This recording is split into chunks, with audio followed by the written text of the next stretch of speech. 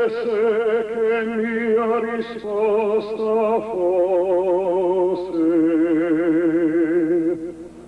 a persona che mai tornasse al mondo.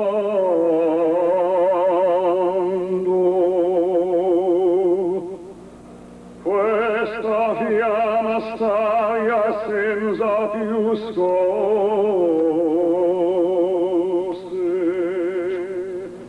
Let us go then, you and I, when the evening is spread out against the sky like a patient etherized upon a table. Let us go through certain half-deserted streets, the muttering retreats of restless nights in one-night cheap hotels and sawdust restaurants with oyster shells. Streets that follow like a tedious argument of insidious intent to lead you to an overwhelming question. Oh, do not ask, what is it? Let us go and make our visit. In the room, the women come and go, talking of Michelangelo. The yellow fog that rubs its back upon the window panes, the yellow smoke that rubs its muzzle on the window panes, licked its tongue into the corners of the evening, lingered upon the pools that stand in drains, let fall upon its back the soot that falls from chimneys, slipped by the terrace, made a sudden leap, and seeing that it was a soft October night, curled once about the house and fell asleep. And indeed there will be time for the yellow smoke that slides along the street, rubbing its back upon the window panes. There will be time. There will be time to prepare a face to meet the faces that you meet.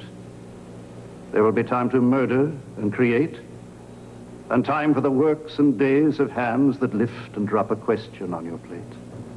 Time for you, and time for me, and time yet for 100 indecisions, and for 100 visions and revisions before the taking of a toast and tea. In the room, the women come and go, talking of Michelangelo. And indeed, there will be time to wonder, do I dare? And do I dare? Time to turn back and descend the stair with a bald spot in the middle of my hair. They will say, how his hair is growing thin. My morning coat, my collar mounting firmly to the chin, my necktie, rich and modest, but asserted by a simple pin. They will say, but how his arms and legs are thin. Do I dare disturb the universe? In a minute there is time for decisions and revisions which a minute will reverse. For I have known them all already, known them all. I've known the evenings, mornings, afternoons. I have measured out my life with coffee spoons. I know the voices dying with a dying fall beneath the music from a farther room.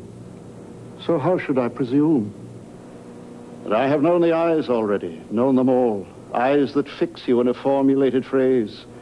And when I am formulated, sprawling on a pin, when I am pinned and wriggling on the wall, then how should I begin to spit out all the butt ends of my days and ways? And how should I presume?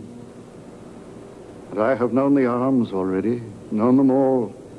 Arms that are braceleted and white and bare, but in the lamplight downed with light brown hair.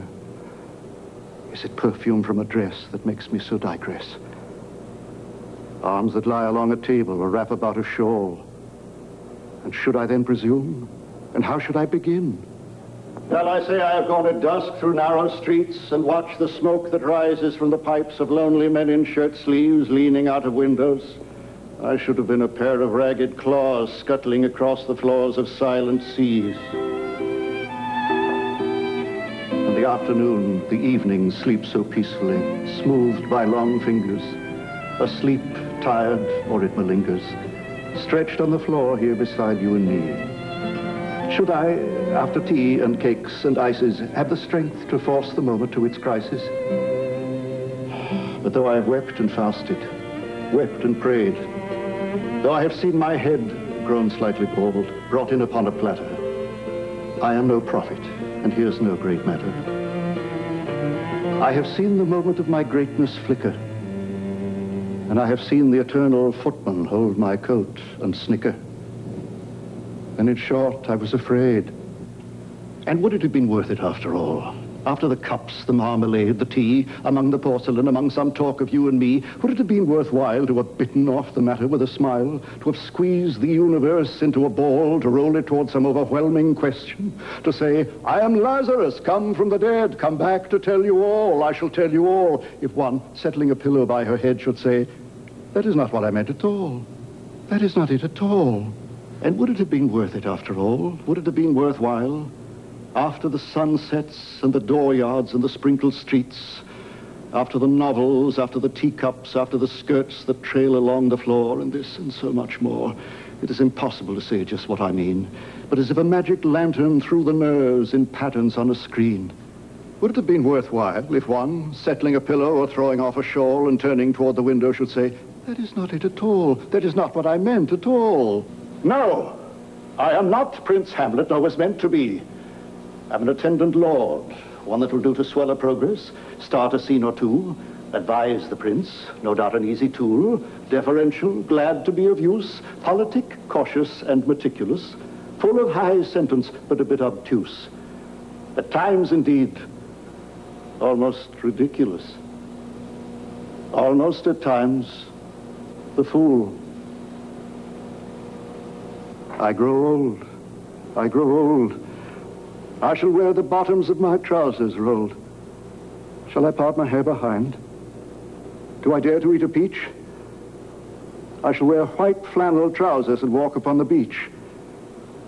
I've heard the mermaids singing each to each. I do not think that they will sing to me. I have seen them riding seaward on the waves, combing the white hair of the waves blown back when the wind blows the water white and black. We have lingered in the chambers of the sea, by sea-girls wreathed with seaweed red and brown, till human voices wake us, and we drown.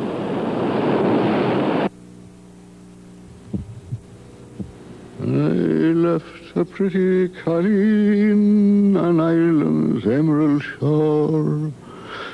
I'll never kiss her lips again, her voice... Old Eben Flood, climbing alone one night over the hill between the town below and the forsaken upland hermitage that held as much as he should ever know on earth again of home, paused wearily. The road was his, with not a native near. And Eben, having leisure, said aloud, for no man else in Tilbury town to hear, Well, Mr. Flood, we have the harvest moon again, and we may not have many more. The bird is on the wing, the poet says, and you and I have said it here before. Drink to the bird. He raised up to the light the jug that he had gone so far to fill, and answered huskily, Well, Mr. Flood, since you propose it, I believe I will. Alone, as if enduring to the end of valiant armor of scarred hopes outworn, he stood there in the middle of the road like Roland's ghost, winding a silent horn. Below him, in the town, among the trees, where friends of other days had honored him, a phantom salutation of the dead rang thinly, till old Eben's eyes were dim. Then, as a mother lays her sleeping child down tenderly, fearing it may awake, he set the jug down slowly at his feet with trembling care, knowing that most things break. And only when assured that on firm earth it stood, as the uncertain lives of men assuredly did not, he paced away, and with his hand extended, paused again. Well, Mr. Flood, we have not met like this in a long time. And many a change has come to both of us, I fear, since last we had a drop together. Welcome home. Convivially returning with himself, again he raised the jug up to the light, and with an acquiescent quaver said, Well, Mr. Flood, if you insist, I might. Only a very little, Mr. Flood, for all lang syne. No more, sir. That will do. So, For the time, apparently, it did. And Eben evidently thought so, too. For soon, amid the silver loneliness of night, he lifted up his voice and sang, secure, with only 2 moons listening, until the whole harmonious landscape rang.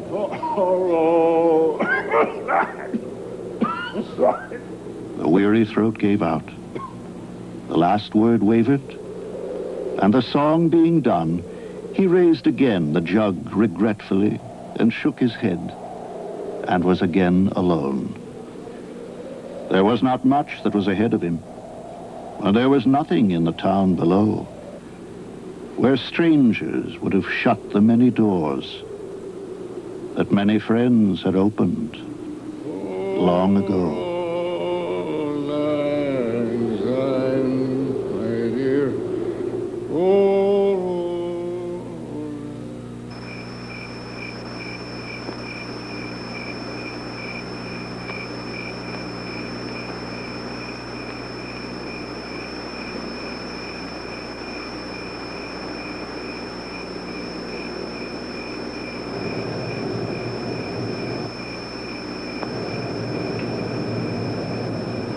In life, I was the town drunkard.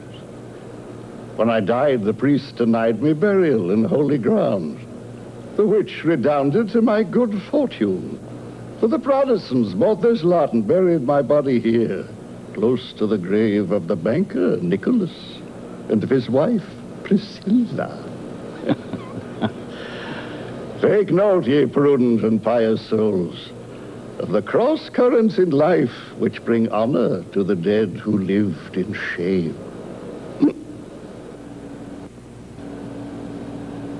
How does it happen, tell me, that I, who was most erudite of lawyers, who knew Blackstone and Coke almost by heart, who made the greatest speech the courthouse ever heard, and wrote a brief that won the praise of Justice Breeze, how does it happen, tell me, that I lie here unmarked, forgotten, while Chase Henry, the town drunkard, has a marble block topped by an urn, wherein nature, in a mood ironical, has sown a flowering weed.